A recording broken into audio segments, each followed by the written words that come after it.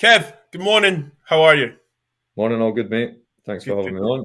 Long time no No, see. mate, you're a gentleman. I know. For those that don't know, obviously I met you and I got to interview in my very first game for the Scottish Cup when I was working as a Scottish Cup presenter. Um, how's life? All good, all Yeah. good. Just to put on record that you never gave us much luck that day. That's fine. I'm sure we got 4-0. So that was a good day, obviously, as in for the club, for the history of the club, and obviously everybody know me. I wanted to obviously win, but on the day, Jim Goodman's side was just a step too far for us. But no, life's good, mate. Just kind of enjoy myself really, and plenty of time on hands, looking for that next opportunity. But at the same time, I've got my academy, I've got the boys. Both my boys are at the high Bs, so get probably more time than I've ever had to watch them. Watch games here and there, do media here and there. So just trying to be patient, which is probably not a good strength of mine. But at the same time, I think it's been that long now. I think 14, 15 months since we left Kelty. So one thing I've learned about football is you can't get too downbeat and too hard on yourself, or too hard on the industry, really, because it doesn't know anyone anything. So you just need to be patient and see what comes along. And do you know, I wish you luck, and I pray that obviously something does come along and suits you. I mean, I was telling my partner this morning, I was telling her, I said, Z, the world stops for no one. Do you know what I mean? So you've got to just get on. Um, I've got actually a question though. From a man's point of view, being in football, how do you cope with the balance? Being a dad, being a working man, and also that void. I think some people, athletes, will probably understand what I'm asking you is, how do you cope with that void It's a of not? difficult thing. I think when you've had that competitive edge and that buzz, for pretty much all for as long as I can remember, really, being a top playing and then obviously becoming a professional and doing it for what 15, 16 years and then retiring and then I suppose like when you do have that taste of competing against other managers and other coaches and obviously other teams and building your own team up and being able to go to battle every week, really, do you know what I mean? And test yourself against a variety of different managers and different personalities, etc. So I think when you lose that, it can be tough. But at the same time, listen, we've got tellies, haven't we? We can watch it. Tellies.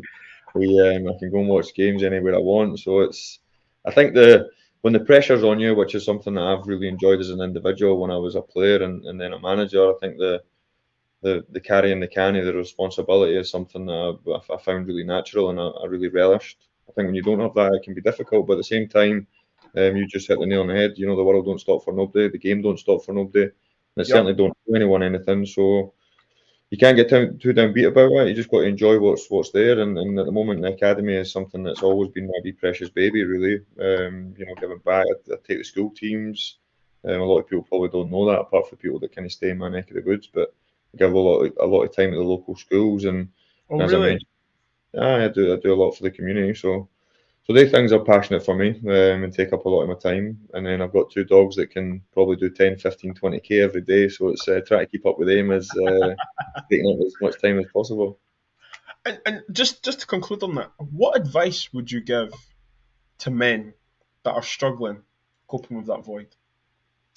I think you listen. You need to speak to people. You need to surround yourself with good people. You need to have a good support network, which I think I've always had. So I've got an amazing supportive wife that probably through my career found it really difficult, the highs and lows and the emotions and all it's nice to see all the nice things and the winners medals and the big games, but there's plenty of down times, and I suppose probably more so for myself through my career when I think back to the injuries that I had. Somebody Yeah. said it's the dark days, the disappointment. So I think one thing I'd always say, just in life in general, really is surround yourself with a good support network and people that you trust and people that make you feel good about yourself, because life can be cruel, it can be difficult. It's a challenge for everybody. Everybody got their own different challenges. So I think when you've got that good support network and you've got people that can help, there's always people to reach out to. So I would say that if you ever get difficult times, then you need to reach out and branch out and try and get the right people to support you. Thank you for that. Thank you for that. You talked about big games. Now, we all know who you played for in Scotland. Well, the clubs that you played for in Scotland. I want to ask you this: the exact point you knew you were going to sign for Rangers. what was the first few thoughts in your head? You know, because okay, you can tell me you were excited and so on, but did you think to yourself, Ibrox is going to be my new home stadium, or like what was the first thoughts? Nah, I think it's probably hard to think like that, and I think transfers uh, for me as an individual, and I can only really speak obviously from my experiences, even though I've got friends that like these things have happened differently. Obviously Scott being one of them, kind of Yeah, his transfer was obviously in the summer. It was probably agreed and before it was all announced, and he kind of knew where he was going. Whereas mine was quite last minute. Finishing training, last day of the transfer window, a wee bit of rush to obviously get through to Glasgow to get medicals, etc., and agree terms and all that type of thing. Obviously, we'd had a lot of speculation building up to that, but yeah, probably the last day of the window was I'm not saying last chance because I think that's really disrespectful to your employees. Listen, everybody knows I was brought up at Hibby. yeah, I wasn't having a good time under that current manager, but at the same time, I'd like to think, listen, people will have a different opinion on it, but I was really focused on trying my best. I had brilliant teammates, mates that I grew up through youth team with, um, representing a club, yeah. But listen, was my performances amazing at the time? Maybe not. Probably a lot to deal with for a young player, but at the same time, I'd like to think that we made our careers on training hard and having the right of attitudes, course. and I don't think you can play at the level that we played at to like think that your attitude was poor and you never done things properly, you never trained properly, you never turned up on time properly. All these things I think were testament to all that group, the way we've been Yeah, brought up with Donald Parker, youth team coach, had set real basic morals and understanding in us. So even though I've went around the doors a wee bit there, just to obviously give an understanding of what I suppose it feels like when you're put in yeah, that position. Um, so actually, almost last minute, almost a flurry really, and a lot of mixed emotions, a lot of excitement, a lot of animosity because you're joining a new team, you've got new mhm, fans, you've got a lot of different pressures, and I suppose excitement is the overriding feeling, but at the same time, probably a wee bit animosity that you're leaving something that you know nothing different. You've yeah. never went to a different training centre, you never played with different players. You've kind of got your comfort blanket in what you know. So I suppose when you do move, there's that expectation that you're desperate to obviously do well and hit the ground running and get it done and dusted as quick as possible. And then obviously meet your new teammates and hopefully things can go well for you. And you know what? We'll continue with that line. Things going for well for you because for me personally, I mean, people can have their conversations, but I feel like it was a successful spell at Rangers. I think your stint there was brilliant. The first Old Firm goal. Now, everyone talks about you getting on the ball, doing the 1-2, and then scoring, right? Everyone's like, oh, great goal. But for me, I've got to ask, did you think Darshfield was going to give you it back? No. See, I've always wanted to ask you this because I've watched this goal many times, you can imagine, and you've punched it forward outside of your left foot. He's stopped it, he's held up, and he's gave you it back. And then what I love about it is that you actually use your left foot to take it away from the Celtic defender, and then obviously you slide it with your right foot. But at that moment when you made the run, because listen, we've all played football, give me it back, do the 1-2, and the strikers try to turn and get a shot off. So in that point in time, when you kept running, did you think you better give me this ball back? I think things just happen quickly, really. And listen, I love playing with Darsh. He was obviously the I wrong used to time. get called him when I was Uh, younger. he was brilliant. He was a good, brilliant character, really lively, really bubbly. Um, as I say, probably not the right time in his career, really, but still come up with big goods. And obviously that was one of them. Returning the ball to obviously me and give me the opportunity to go and score. But he was, so strong and physically powerful. He had a big backside like myself, and he could use that to kind of pin defenders and obviously bring people into play. But I suppose when these things happen in games, I suppose, or would I say, I suppose from my perspective is Mm. when you give and go and you run forward, which was obviously not really a trait in my career.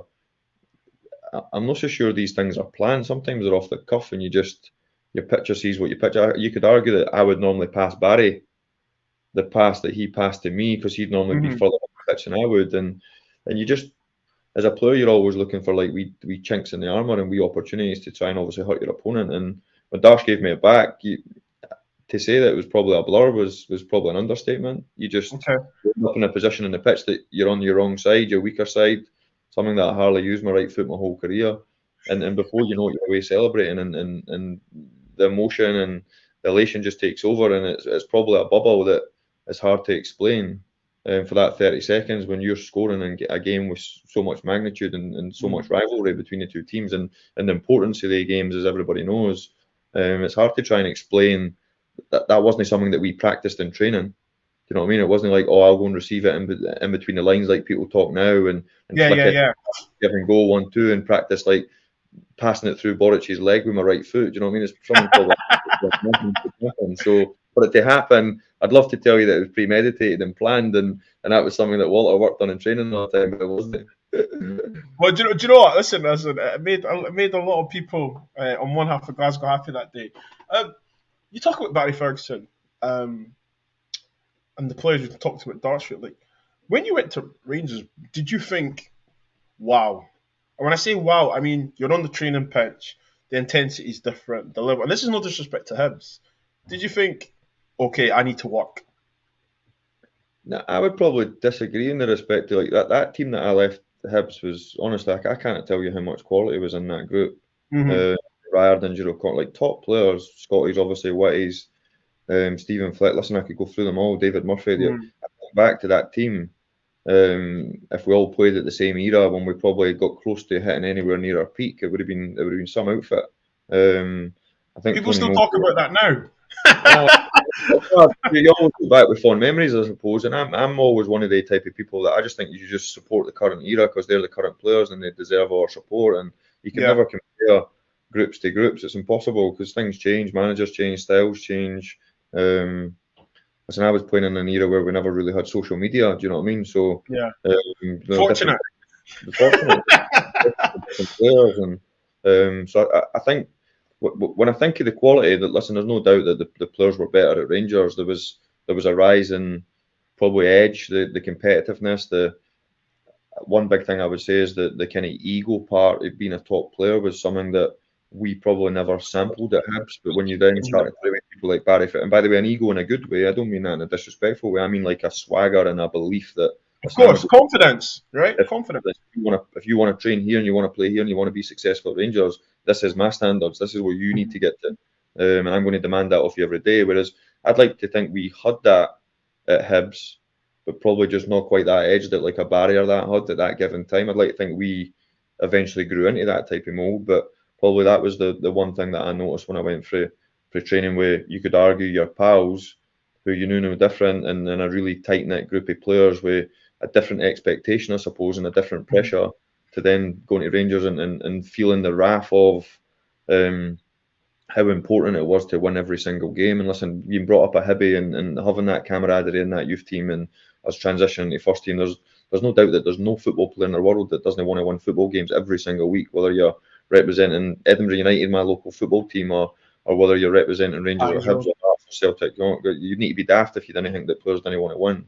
But I think there's a difference between the pressure and expectation, i.e. like pre-season friendlies, you need to win at Ibrox. Whereas like maybe pre-season friendlies at different clubs, it might sound like a pre-season friendly. So I think it's an eye opener when you move. But I have to say the quality. I'm not doing any of the Rangers boys a disservice, but the quality that I left at Easter Road, the players that had come through the youth team, and the players that had, I'm thinking of like Ian Boozlands, etc. You know, Boozy takes my oldest boy at Hibs. He was a top player. So we had players, Michael Stewart. Listen, Michael will get bashed about in the media a wee bit, and people will have a different opinion on him as a player, but top players, you know. And so I think we were lucky and blessed that we had a lot of good players in that group. And then I think when they players all moved on and flourished at different parts of their career, I don't think any of them got caught cold, really. Mm-hmm. Talk about SBL, you know, talk about good times, the pressure, and so on. Was there ever a time where you thought, I wish I didn't do that? No, and I refer to the cup final tackle, the red card. Obviously, you still won. What goes in your head at that time? See, listen, you can't premeditate these things. It's everybody knew how I played, and I actually thought the game was really flat that day. And I'm not. Listen, I've done this question a lot of times when I've done Rangers supporters clubs. It's the one thing that people talk about, the 9-men cup final, winning 1-0, with 9 men, and obviously me and Danny Wilson getting sent off. And I'm not saying for 1 second that my tackle created any animosity or an edge. But one thing it certainly did was it livened up the game. Because the game was flat. It was one of these sticky pitches at Hampden. There wasn't much happening. It was the game was in a balance, and Mirren were robust and compact and hard to break down as you would expect. And we probably huffed and puffed and never really got into our stride. And I'm not sticking up for my agenda really, or people wanting to like overthink a bad tackle. But actually was fouled probably twice in the build up to it, and I've just seen red mist really. And my reaction was when we kind of got kicked or pushed about, and I think it was John Potter and Jack Ross. I think Jack had maybe been involved in the aftermath really, but I think I'd kind of run through, and John Potter had kind of gave me a nudge and a wee kick, and a kind of fouled me, and obviously play had went on, and my reaction was to get up and obviously get the ball back for the team rather than sulking. Maybe had Yeah. a wee moan at Craig Thomson in the in the same time, he obviously running back to try and win the ball back, but it certainly caused a lot of disappointing emotions really, because you think you've let everybody down, and it's hard to kind of understand how lonely that place is when you walk down the tunnel, and obviously the game's going on and you can hear the noise, and obviously in the stadium, sorry, and the game going on obviously, and then you're kind of walking down into a quiet changing room. It's a, especially in a cup final with how big obviously the game was. It's a difficult place for an individual to be, but I suppose you have to rely on your teammates, and you have to rely on hoping that Of course. the team will get you out the mire really. And obviously that team, it might not have been the best team in terms of quality when it comes to Rangers teams over the history of the club, but one thing that team had was a willingness to win, and a togetherness. And when Danny got sent off, your emotions changed to then looking after him. Even though I was quite a young player myself, Danny was obviously Yeah. the baby of the group at the time, so you change your selfishness thinking about yourself to then thinking about Danny and how I can support him. But for the boys to go on and win, and I still picture Nazy running. I think Davy Weir stepped out and passed to Nazy, and Nazy runs up the line obviously and passes for Kenny, and I'm not so sure you'll see a better header of the ball than Kenny, to be honest. He wasn't big, and he wasn't overly aggressive, Kenny, but his timing and obviously his movement and his runs, and Nazy obviously with the quality, and the rest is history, I suppose. But for me as an individual, you're thankful that you've got brilliant teammates that understand that's the way you played. That was how you kind of done it every day really, and every now and again you miss time one. And unfortunate for me, it was on the big stage, but thankfully my teammates managed to get us through. And you know, playing for any club is a roller coaster of emotions. The reason I want to cut into that because when it happens, you think, oh my god, he's sent off, whatever. But for as a player, you never ever pause to think, and people think I think differently, but I always think to myself, does the player have a shower? Does he have a bath? Does he just sit there with a sliders on, or does he try and watch the game? Like, and amongst it all, obviously you've been sent off. Okay, we get that. What are you actually doing physically? So obviously, Jimmy Bell had obviously took me down the tunnel and then to change. So the game was on the telly, obviously. You've got obviously that it was in the second half, so you've got the changing rooms like fully dirt off people's boots, and you know what I mean. The floor is kind of like a bit of a mess with old tape and like old strips, and maybe boys changing shorts and their tops or whatever. Maybe people taking Under Armours off. So there's always like a bit of a mess, I suppose, when you come in at full time or half time. That's not a reflection on anyone. That's just the changing room, if you know what I mean. I'm then Danny gets sent off, and you're disappointed with yourself. You cannot believe it. You keep on overthinking the challenge and blah blah blah. But obviously, the one thing I do remember for the day was a couple of things, well, loads of things. But I do remember obviously as soon as the final whistle had went, and the elation of obviously the fans and the group on the pitch and the staff kind of going towards the boys. Obviously, it felt like 30 seconds, and Jimmy had come back in to say the manager that wanted us out, obviously me and Danny. So we obviously then went and joined the group. Listen, lifting a cup, and all players will tell you when you're not involved in the match day squad, and you're maybe the 19th man, or I think it might even been only 16 players at the time when I was playing, so maybe the 17th man back then, and you don't get a strip, and then you're involved in the celebrations or the disappointment afterwards. It can be tough. Never mind being a player that's been sent off, and then have to find the motivation, I suppose, and enthusiasm when you still feel as though you've let everybody down, to then celebrate a cup win, which should be jubilant. It should be a brilliant occasion in your career, because sometimes top players sometimes don't get an opportunity to win a cup, but I think the human nature kicks in and kind of tells you that you've disappointed too many people, really, so you find it hard to celebrate, or I did anyway. But See, I'm shameless. I'd have got the socks back on, hat backwards, scarf.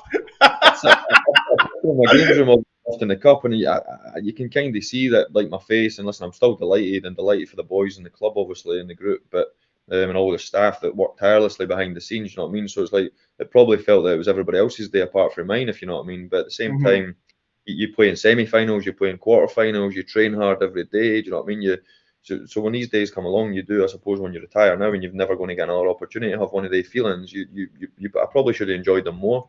I Yeah, do remember going in to see Stephen Thomson, who was obviously the player that I tackled that day.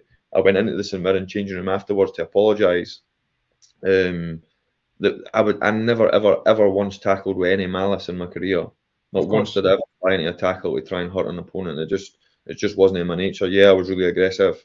Yeah, I wanted to win the ball. Yeah, I used to fly into tackles. Listen, all my You teammates want would to tell win, you. Kev, don't you? Though I you was want to win. competitive. I was aggressive. Do you know what I mean? But I was never malice in any tackle. I never ever once lunged into a tackle thinking I wanted to hurt an opponent.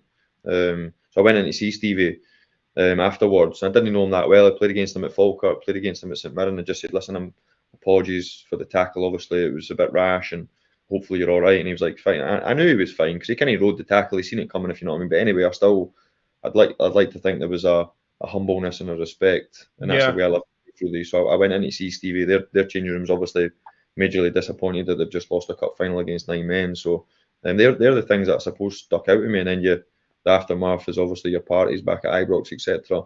But I suppose they're the key bits that I would remember for the day, really. we've talked about jubilations. Obviously, the moments you remember. A lot of people that I speak to, I have family down south. I've spoke to people worldwide. I want to ask you this: the fixture of the Old Firm. Do you think it's overrated or not recognised as it should be? And when I say that, I mean we know Scotland. You can say Scotland. It's the two main attractions. Okay, it's the main attraction. However, do you feel it gets its respect worldwide? I think it probably does. I think listen, it's one of the biggest games in the world, really. When Derby Day comes, two massive clubs, two brilliant clubs, two huge institutions, really. And the rivalry is there for everybody to see. Listen, I like the rivalry when it's just on the right side of what rivalry should be like. Yes, I yes, disagree with the rivalry that goes over the line, but I understand. Like, listen, I'm not going to try and educate or tell people what they can do and what they cannot do. But what I believe in as an ex-player is the rivalry is second to none. The games are unbelievable. Both stadiums are unbelievable to play in. hmm Both sets of fans, how passionate they are about their clubs is brilliant. And listen, the harsh reality is when you represent either one of them, when you come second, you fail. It's yeah, just the way it is. But at the same time, the games, the build up, the pressure, the intensity, the noise, and the feeling when you get in that changing room at 10:05, or if they're early kickoff, whatever time the game would finish, if it was a 12:30 kickoff or whatever, well, that would be 2 o'clock or whatever. I cannot tell you how special it is. yeah. And I can I tell by the way you're looking right now, describing it. You probably look they so probably passionate about it. they probably don't get the recognition they deserve because, like a lot of derbies, whether it's London derbies, whether it's Edinburgh derbies, Dundee derbies, Real Madrid, Barcelona, that sometimes the build up to the game, the actual game itself, can be a bit scruffy and it can be a wee Yeah, bit. Listen, everybody can flick onto YouTube and see brilliant derbies, and obviously being a Hibby, I can think of 6-2. Do you know what I mean? I can yeah, I yeah, can yeah, think yeah. of different games. No doubt, Rangers fans and Celtic fans will be able to tell you the big memorable ones, obviously for them. But to play in them as a player, like I still remember, like a lot of friends that are Hearts fans when Hibs went through and Hearts and Rangers went into obviously the lower leagues, and hmm and I think it's quite funny that's what fans live for. That's what the players live for. Playing against their rivals, the derbies, the big days, to attract the best players. You want to play in the big games, whether it's playing in Europe, getting cup finals. So I think like the games probably don't get the right recognition just because of the quality, Bobby. I would say because at Yeah, times they can be a bit scruffy. They can be the stakes are high. Sometimes the quality might be a wee bit overshadowed just because of the intensity, and it can be like a bit touch tackle, if you know what I mean. But I yeah. think when it comes to how big they are, and the prestige to represent one of the clubs within them is second to none, really. My next question, we might end it on this, depending how you answer. You've got a five-a-side team, okay? Both You're the manager, okay? the 5 players that you played with at Rangers, who are you picking? Five-a-side team. I'm sure I've been asked this a few times, and I'll probably change my five-a-side team every time.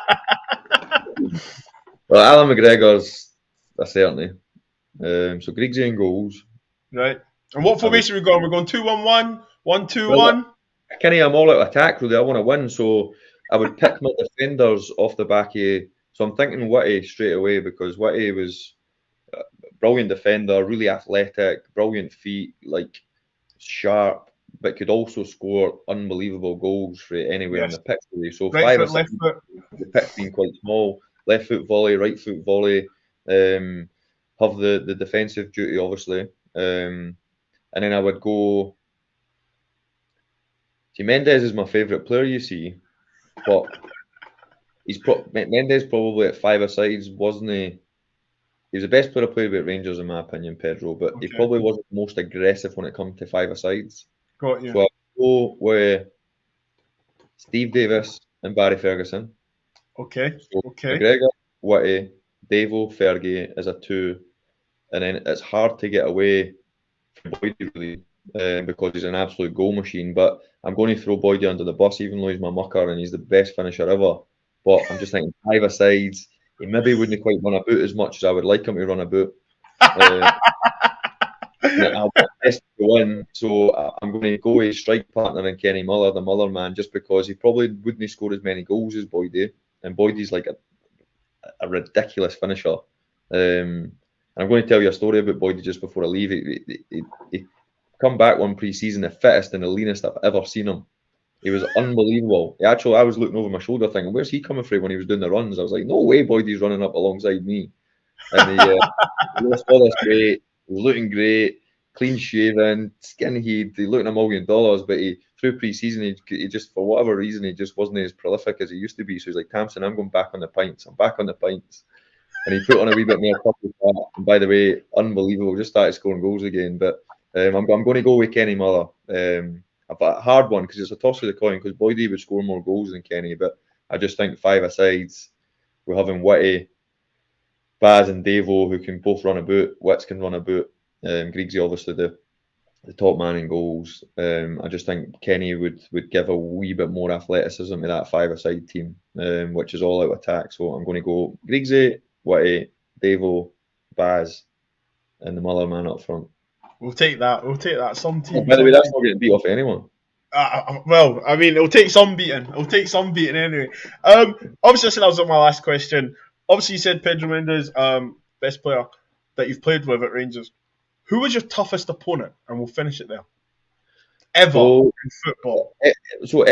I'll go domestically just because, like, listen, I got the luxury of having the opportunity to play against that Barcelona team and Messi's and Ronaldinho's and Xavi's and Iniesta's, and Iniesta's probably one of my all-time favourites when I think of like Roy Keane, Paul Scholes, albeit like different.